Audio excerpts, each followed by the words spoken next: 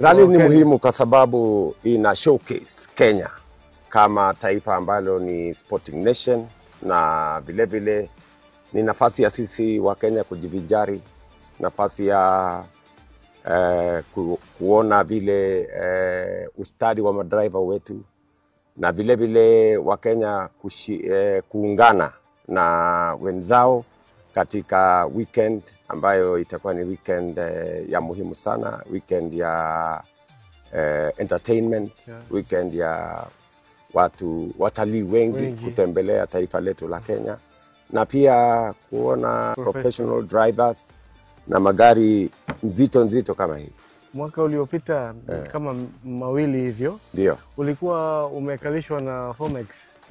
Si hii mwaka mimi nianguke na wewe? Hapana.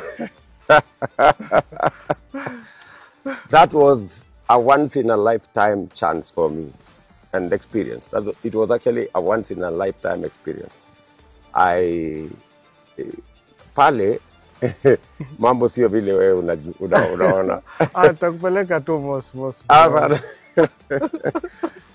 Hiyo sasa sijui hata kama watu wangu ambao ni marafiki zangu watakubali hiyo story. Walinipigia makelele sana. Waliniambia hapana, hii kitu si mzuri. Lakini nilifurahi sana. Wakati huo ilikuwa nzuri. Lakini tafadhali nakuomba, wacha nikuje kama watu wengine, tujienjoy, tufanye yale ambayo watu wengine watafanya. Nimekubali. Lakini roho ikikubali, niko standby. Ya tatu. Yes. What is your message for the drivers and the crews who are our guests?